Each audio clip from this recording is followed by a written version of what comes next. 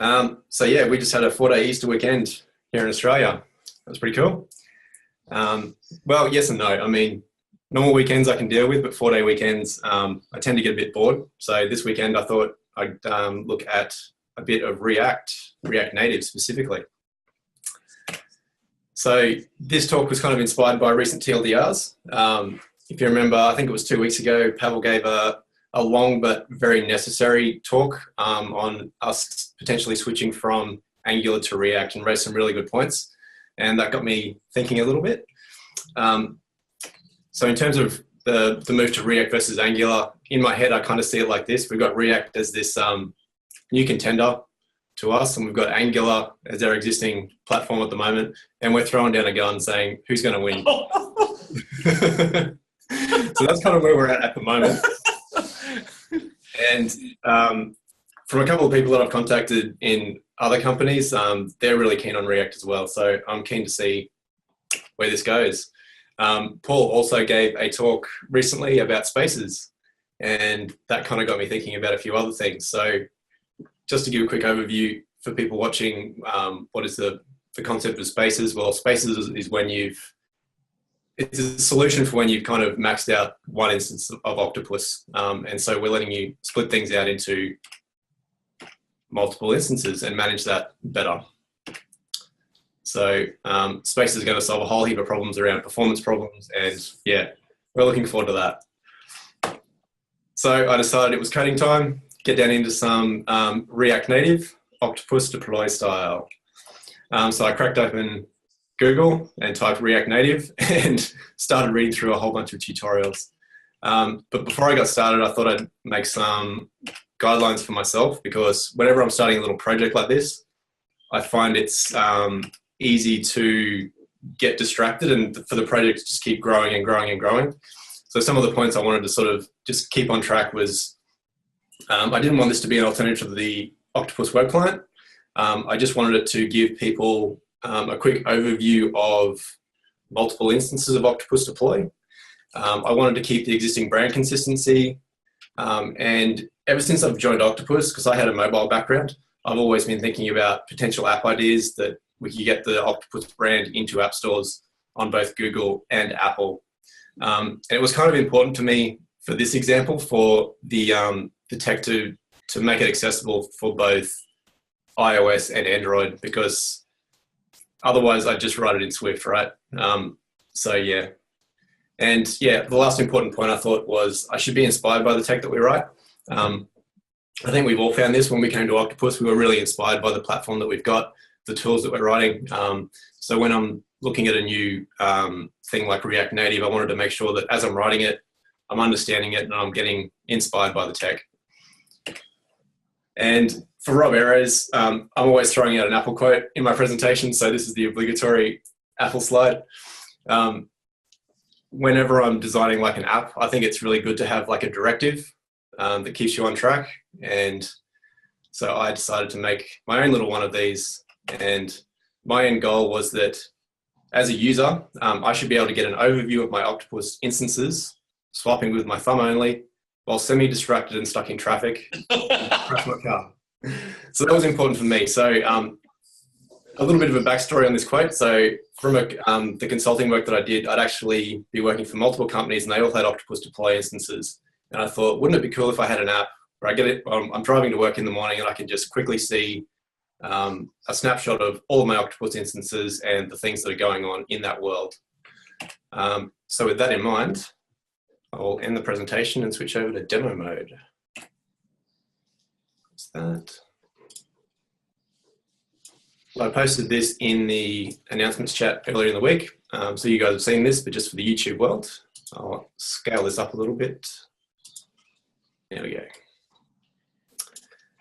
So this is Octo Watch. I had to think about the sort of the main screens in Octopus that I, as a customer, would like to see some just basic stats on. My machines are obviously really important. Releases and tasks tell me sort of all the activity that's happening within my Octopus instances. Keeping in mind that, going back to the slides, it was important for me to have a brand consistency, but it's also important that I could reimagine certain concepts. So I didn't want to be tied down to like the existing environment screen looking a certain way. I said, well, I want this to be focused on machines, not focused on environments. Because again, we're going to a mobile market. So if you came in here the first time, this is the sort of thing you'd see. You'd click up into settings, and I've already set some up in preparation for this. So we've got demo, deploy 3. I've got another test instance. You'd obviously go through and you'd add a new one here. Hit verify and save. It hits the API, make sure it can do everything it needs to do. Then I come back here, that's enabled. Once I close this, it's going to go off and hit the API for demo, pull back all my machines, and it gives me a little, similar to a little badge, I guess, showing which environment the given machines are in. One thing you might be noticing straight away at the gate is that all the text is wrapping really nicely. Coming from a mobile background, things like that are a pain in the ass to do sometimes. So in this new React world, where you sort of, everything just works really well, and I'll go into some of the code in a bit. This was sort of the main feature, that I could go in and just turn on multiple instances, close that, and this thing's going to get a message to say, yep, go off to the API for all of those instances and pull me back some data.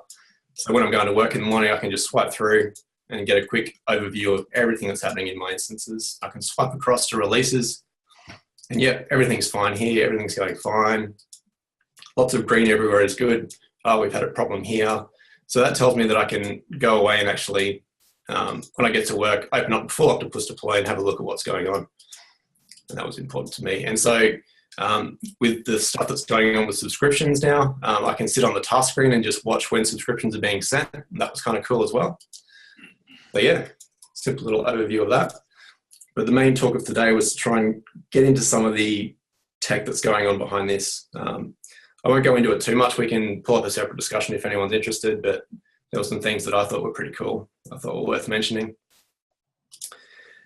So this is your typical solution. It looks a lot like our web Angular sort of world, in that you've got a node modules folder. So it's all written in JavaScript in React Native. And in this world, I'm using Redux as well, which I'll go into in a minute. But you've kind of got your entry point to the app down here. And that then kicks off a navigator, and that navigator then creates the navigation stack for your app. So if where's my simulator again? So when I hit settings, you'll notice this swiping up from the top, that's a modal view in iOS. And then when I click forward, that's pushing onto the stack. So you're going forward, and then we're popping backwards, and then we're closing the modal. So that's pretty much the extent of the navigation in the app. And that's all managed from the app navigator. And typically in iOS, your app navigator would manage all of that for you, but this is cross-platform. And I was also looking at ways to make state information sort of easy to dispatch and just have something central taking care of all those things, because otherwise you get into a bit of a spaghetti mess when you've got nested components. Like even in this simple example, right, this page here has nested tabs. So this is a home screen, but on the home screen, it's got a machines tab and a releases tab, and those are all separate Angular components. So if you go into the home screen, you can see I'm importing the machines tab, the releases tab, and this tab. So there'll be lots of information to pass around, and Redux helps us solve that problem. I was going to read a quote about what Redux actually is. I've got it here on my phone, because it took a while to get into my head about what Redux is, because it's such a new world. So React encourages having each component manage its state and data flow using a Flux architecture, which basically means that your flow of data should only go in one direction, so it becomes predictable. And I think that was really important. The state can be predictable. And it becomes easier to debug, among other things. But the one thing I read from this article that really helped me finally realize that I should use Redux was, you think of it as having a root state, which is just a JSON object with fields in it. Each field gets passed to components, which only need that data. And then whenever you update some data, you send out an action, which gets processed by a reducer, and changes get applied on that root state, which propagates down through to your components. So that was a massive sentence and a lot to take in. But if you have a look at my index file, you notice that we've got this provider store, which is wrapping my app. Okay, and so that is what your typical Redux pattern is. You've got this store at the top level. and that is helping send out these actions, which then get propagated to all of your components. Okay, so I ended up not trying to use Redux originally, because when I started reading these articles, I'm like, this is so freaking complicated. Why would I do this? And then I actually hit a problem with the tabs here, where I was trying to say, after I come out of the settings menu and I've toggled one of these on or off, I'm closing this screen, I want this thing to refresh. And it was only refreshing the current tab that I was on. And I was like, well, no, I want it to refresh all the tabs. And that was a problem with the way React was passing props and state between components. And then it suddenly hit me that I could solve this problem with Redux, because Redux would just dispatch a message and then it would send that information out to all of my components. And as soon as I did that, everything started working, and I was like, had that huzzah moment. And it also cleaned up a lot of my components, because all that props and state logic that I did have in my components that I was passing around, suddenly I could take that out and extract it out into a Redux reducer, which could then pass that information around. So that was kind of cool. So if you have a look at my instances, well, we'll have a look at Redux for the moment. So typically I've got my navigation actions. So you can think of that as anytime you do something navigation reaction related, you can do these things. So I've specified these types. In my app, I can navigate to my instances. I can navigate to a certain instance. I can dismiss out of either of those screens. And I can, so what I'm doing here is specifying the sort of things, sort of messages that I can dispatch in my application. And then Redux can then say in the reducer, what do you want to do when these actions happen? And in this case, I'm saying, whenever I say navigate to my instances, my app navigator, I need you to route to my instances screen and pass in all the state information that I want. And in this case, when I navigate to a specific instance, I also say down here in another reducer, hey, you're navigating to a certain instance. I think your component might want to know about the instance ID that you're going to. And as soon as I do that, my individual tabs, so if we look at the instance screen and you scroll down the bottom here, we're using these bind action creators methods, which are part of Redux, which if you get into it, you'll see this is sort of the standard Redux pattern, where you're connecting the state here. So after it's dispatched a message, this component will go, oh, I'm actually listening for messages about this. Bang, I've got all the information I need. I bind it to my state, and then this component can just use that particular state.instance, and it's just available. So previously I had a bunch of information up in my constructor. All of that got taken out. It got a lot cleaner, and yeah, messaging became a lot simpler in my app. So that was kind of the main thing that I wanted to share today. But yeah, that is Octowatch at a glance. So I'm not sure where this is going to go, but it was just a cool little weekend project. GitHub? It's in Bitbucket at the moment. I want to transfer across to a private repo in our Octopus thing at the moment. But yeah, you guys can check out the code. I'll do that today. Cool. Yeah, and so it's as simple as a web project. Like you just open it up, you go npm install, download the little components, and then you can go npm, React run iOS or something like that. While we're here, and not to end on a downer, but I thought I'd show, I came across something in our API, and I knew about it when I joined Octopus, but I haven't fixed it in the year and a half that I've been here, and no one else has either. Let me just move this Zoom window. So in my component here, when we're loading the task tab, I go to my API client, and this is just using a promise library. So this is very similar to how we do things in Angular at the moment, where we do a .all and pass it a bunch of promises. If I just put this console.log back in for the tasks response, go back into my app, hit refresh. Okay, so I've got two. I'll just use that one for now. Let me just go onto this tab. So I'm using Xcode to just get a quick look at my logs. So I'm going to clear that. I'm going to refresh this screen. Oh, there it goes. All right. So let me just do something else actually to make this more obvious. So API client, environments.all, releases.all. Okay, so you can see this is the API call here, where we're saying, and all I'm doing is taking 3 tasks, okay? So I'm saying, hey, API library, I just want to know about 3 tasks. Give me the latest 3 tasks. I would expect that's all it would give me, but I was getting a hell of a lot of information coming back as well. So here is the JSON that it came back with. Let me just expand this. And I'm paging, and I'm paging, and I'm paging, and I'm paging, and I'm still paging, and there are tens of thousands of pages that are coming back in that page control when I've just asked for 3 tasks. Still scrolling, still paging. This is just an absolutely massive packet of JSON for what is essentially all I need is just these couple of items. I'm not sure if I'm using the wrong API call, if there's a method I could put in there to fix that. I haven't actually looked into it, but I've seen this problem a few times, and it really hit me in iOS land where I'm like, I kind of want small packets of JSON. But yeah, that's something we'll need to have a look at, I think, or even if I just look at another way to call the paging, where we don't send all the paging information through, but instead we send like a template that says, this is the URL you should be using, and your pages are from X to Y, and let the client generate all the paging information instead. I'm not sure, but there's a solution there. You want to create an issue for that? Yeah, I will do. Further? I think we do that. That might just be a bug with the tasks. Yeah, API. There's lots of places where we do page. Typically, yeah, I think we tend to follow 30 requirements. yeah, that pretty well. Yeah.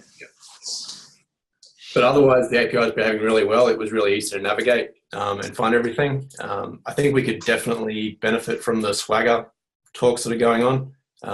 I typically just went to whatever my Octopus instance was /API, and then I just dug into things from there and realized I could go to /all. So things were really easy to find. But yeah, Swagger will help people in the future. Spaces are going to be awesome. And yeah, I think, yeah, get into React, have a read about it. Should be fun. That's all from me. That's awesome.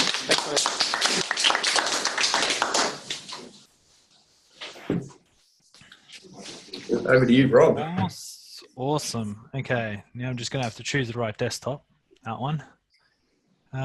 Share screen. There we go. Can you all see my Chrome? Yep. Okay, cool. Awesome. So I got stuck with a problem that a customer was having where something was blocking the writing of the machine table.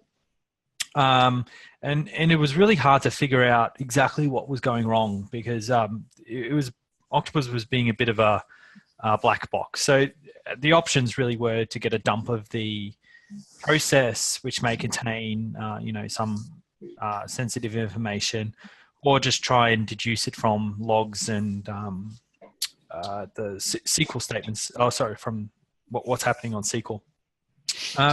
So I actually implemented something we've been thinking about for a while, and that's exposing more of the internals as an export.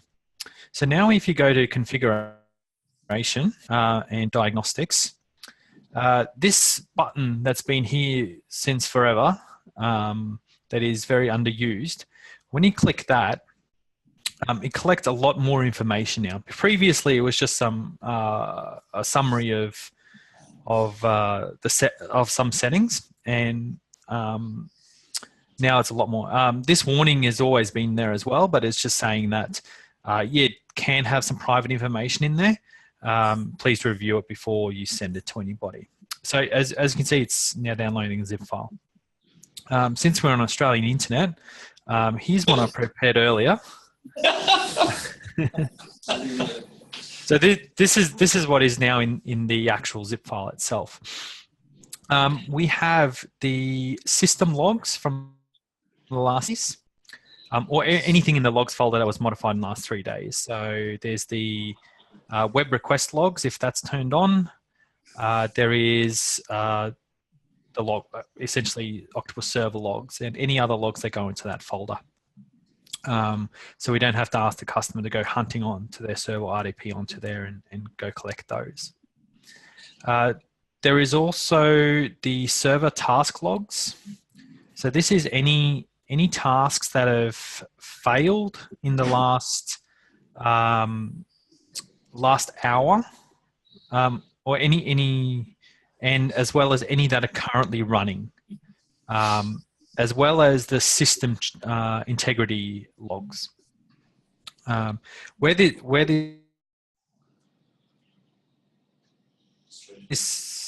Visual Studio, it's the actual system report responder that creates the zip file, and you can see in here where the rules are. So how much we collect, I just chose some defaults. If we need more when we're doing support, we can dig in and pull some more out or change these limits. So as you can see, I'm pulling back the server tasks that are have completed in the last 2 days, and any that are incomplete. To actually get for the task logs, I'm getting any system integrity checks in the last day, any that are currently running, and any that are completed unsuccessfully in the last hour. The idea being that the customer runs a deployment, it fails and hits the export within an hour and sends us the results. Yeah, so back to what we've actually got in here. So here you can see this is just the server task log from the integrity check. Everything passed on our demo server. We also include the nodes table.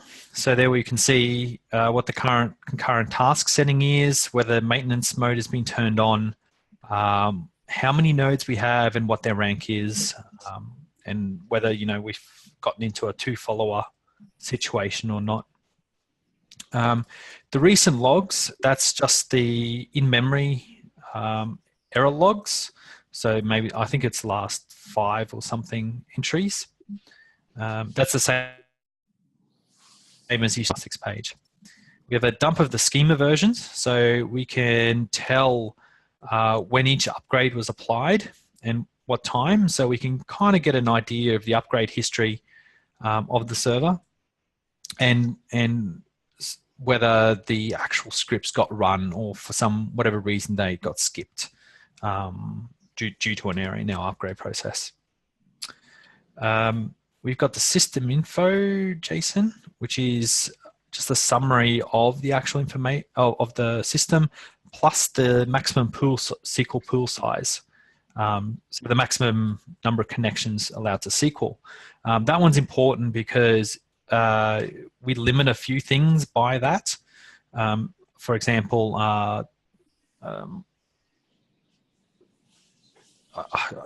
by this value and that sort of thing. So if it's too high, a lot of things run and slow down the server. If it's too low, its deployments take a long time. So the default's 100, which is generally a really good value. We've got the tasks. So this is just the JSON whole dump of the actual tasks in the last 2 days. And then we have a flat version of that in a text file so that you can quickly scan down to see if there's any errors, any interruptions happening, the description of what's actually run, when it happened, and so forth, and the out state. And the most interesting from a debugging point of view is the currently running transactions.